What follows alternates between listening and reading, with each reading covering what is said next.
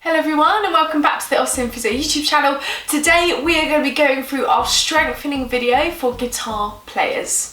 For this specific routine, we're going to be targeting key areas that typically need to be strengthened to lift up through the body. So if we're playing, like we said last time, with that oblique position where we're kind of leaning over, typically one side higher and the other side dropped, this can cause not only an asymmetry into the body, but can also cause the front of the body to tighten in that position, and therefore we need to strengthen around the back of the neck, the back of the shoulders, in order to lift up, to counteract that position when you're playing, but also to reduce the likelihood of injury. So one of the first exercises that we want to start with, and you always look really funny when you're doing it, it's quite an odd position to do, but we want to look at doing chin tucks. So the reason why is if you're looking down a lot, you want to strengthen the deep muscles of the neck. So you are going to feel a little bit like you're a duck, kind of bringing the head back. So if I show you slightly from an angle at the side, what you want to do is first of all reset the shoulders back, so you're in a lovely upright position, and then what you're going to do, you're going to imagine you've got one of those giant oranges underneath your chin, and what you can do is you're going to bring the chin back, hold for a couple of seconds, and then relax. And this is why it feels like a bird a little bit as you're doing it. But you're going to hold for a couple of seconds and then relax, and it's so important to strengthen through here. So again, if I demonstrate, bringing it back, holding for a couple of seconds and then relaxing, and again a couple more. So you want to aim for about 10 to 15 reps. It's always about holding it in range, and then back to that middle position, and then if I show you one more, holding here, and then back to that original position. And so what you'll start to feel is the muscles around the back of the neck firing.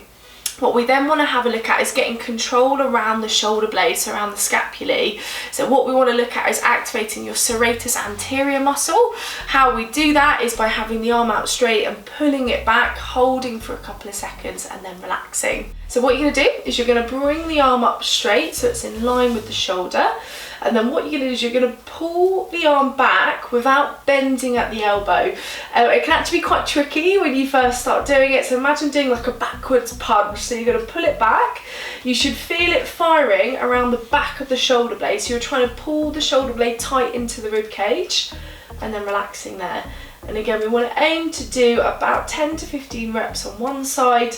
So what you're not doing is lifting up, you're wanting to come back completely straight, holding for a couple of seconds and then relaxing, and again pulling back, holding for a couple of seconds and then relaxing, and then we would switch to the opposite side.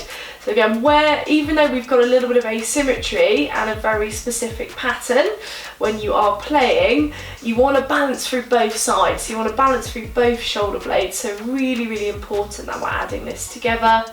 And again, pulling this back, holding for a couple of seconds and then relaxing, and again pulling back, hold for a couple of seconds, remember not to lift up, and then relaxing there. Next, we want to activate through the rhomboid muscles, so the muscles between your shoulder blades and your spine. Their role is to retract, so bring the shoulder blades back together. So when we do this specific movement, we're activating both sides at the same time. So you're going to have elbows tucked into your side, again shoulders relaxed, and then what you're going to do is you bring the arms back, you're going to pinch the shoulder blades together, so try and avoid lifting up, so you're pulling them back straight, holding for a couple of seconds and then relaxing. You should feel this between your shoulder blades, okay? So as you're firing, you should feel that between the shoulder blades.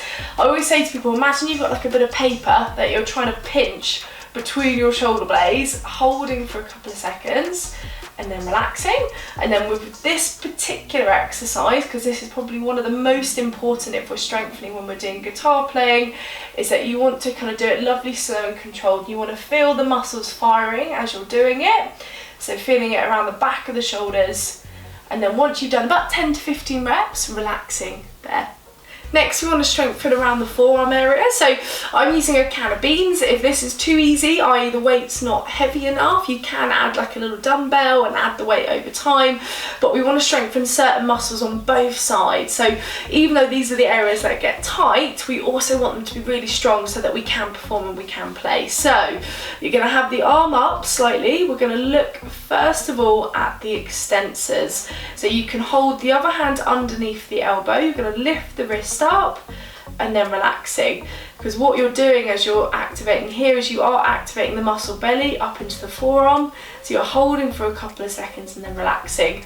So we're looking at those extensor muscles. We want to aim between 10 to 15 in the extension movement, holding that there, lovely, slow and controlled. And then once you've done that, just turning the hand over. So again, I always do this if you're building up over time to get that really kind of specific control, popping the other hand underneath the elbow. And then what you're doing is you're lifting up, because you're feeling this firing. They're very, very tiny, tiny tendons. We're working into the muscle belly. So this is looking at the flexors and the pronators, holding for a couple of seconds on end range and then relaxing. So holding there, you should feel the muscles higher. So although you're moving the wrist, you should feel them higher up around the elbow where the muscle belly is. Lifting this up, that's it, keep going. Holding for a couple of seconds and then relaxing. So again, if this is too easy, just add the weight over time. So you can add more, like a heavier dumbbell as you go, because like I said, a can of beans might not be heavy enough, and then adding that strengthening over time. Final strengthening exercises that I would do for guitar players, and we did this with piano players as well, is obviously you have to have very, very strong fingers and very strong muscles of the hand. So one of the great ways you can do this to build up this strength over time is squeezing a stress ball. So like I said, you can buy this online, you know, they're not expensive, and you can add this into your strengthening. So same like with the piano, so you've had a stressful day, you kind of squeeze out the stress on the ball and you want to aim between 10 to 15 reps. So again, you're squeezing in this area. So this is a great way to build up the strength of the fingers and of the hand. So once you've done about 15 squeezes on one side, changing hands obviously and squeezing the opposite side. So again, building this up over time. So the idea of the routine today is that you're targeting all key muscle groups, so into the neck, into the shoulders, into the back, as well as down into the forearm, and obviously down into the hands and the fingers. So again, aiming for between 10 to 15 squeezes and then relaxing there. And then a key thing that we get asked a lot is how often should we add this in? So I would say initially when you're looking at this, potentially looking at once to twice weekly. When you get to the point where these exercises feel too easy, that's where you either want to increase the weight, so particularly if we're thinking about kind of doing stuff around the forearm, but also, you know, integrating potentially machines at the gym as well. So kind of row machine, lat pull down, you can start to progress this over time. And this is where I would speak potentially to an expert, so for example a personal trainer who can design a program for you to strengthen into the upper back and neck and shoulder area.